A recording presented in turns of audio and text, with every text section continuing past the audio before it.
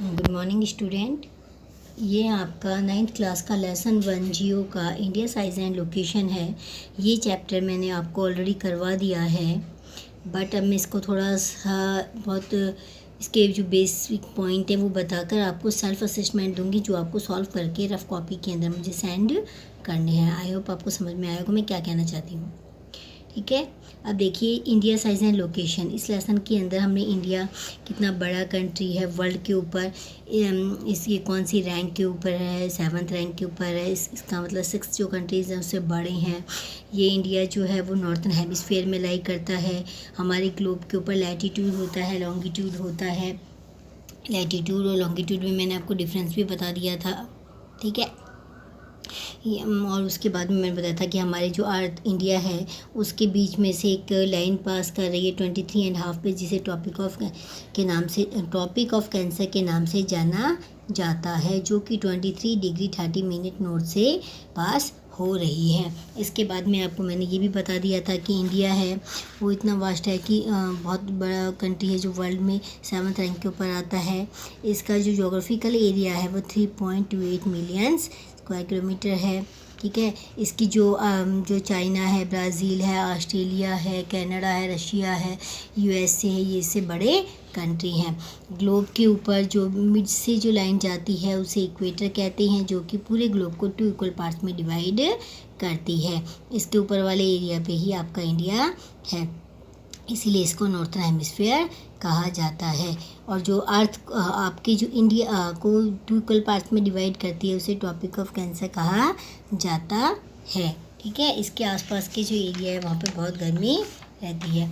उसके बाद में मैंने आपको ये भी बताया था कि ये जो इंडिया है, ठीक है, वो उसकी जो टोटल बाउंड्री कितनी है, उसकी कितनी लेंथ है, कौन कौन से आइलैंड है उससे कनेक्ट हो रही हैं।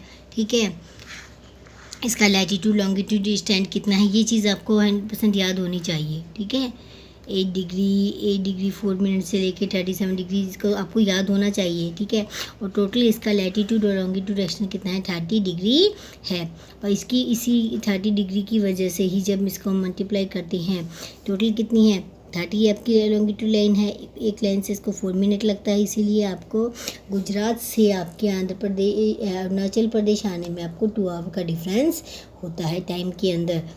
ठीक है, आपका ईस्ट से वेस्ट एक्सटेंड कितना है, आपका नॉर्थ से साउथ एक्सटेंड कितना है, ये सारी चीज़ें मैं आपको ऑलरेडी बता चुकी हूँ। आपके एट प्रेजेंट इंडिया में कितने स्टेट्स हैं, 28 स्टेट्स हैं। 29 थे बट जम्मू कश्मीर अब स्टेट नहीं है। ठीक है, 9 यूनियन टेरिटरीज़ हैं।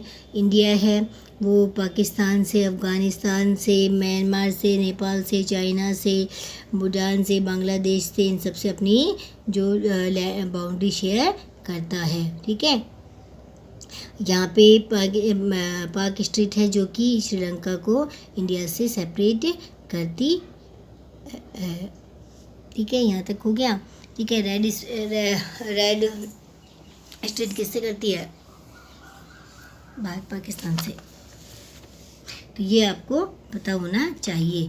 देखो जो वहाँ पे जो एक वो थे हमारे समय जो ब्रिटिश गवर्नर थे जिनका नाम था क्लिफ, जिसके नाम से रेड क्लिफ लाइन पड़ा था, लाइन इस जो बाउंड्री का नाम रेड क्लिफ पड़ा था, जिसकी वजह से ही इंडिया और पाकिस्तान के बीच में जो डिवाइडेशन हुआ था उस डिवाइडेशन में जो लाइन बनी उसका नाम भी रेड क्लिफ के नाम से जाना जाता है। और इंडिया और पाकिस्तान के बीच में रेड क्लिफ, इंडिया और श्रीलंका के नाम के बीच की जो लाइन है वो से पाक स्ट्रीट के नाम से जाना जाता है। ठीक है, इसके अंदर मेन जो पॉइंट है वो मैंने आपको रिकवर करा दिया। मेरा बात यहाँ पे ये है कि मैं आपको कुछ होमवर्क सेंड कर रही हूँ। अभी ये क्वेश्चन आप ध्यान से देखिए, आपको ये क्वेश्चन मुझे सॉल्व करके देने हैं। ठीक है, आई होप आपको दिखाई दे रहा होगा।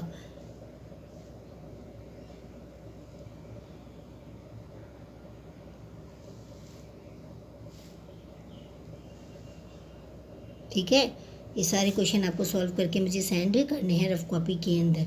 ठीक है, थैंक यू।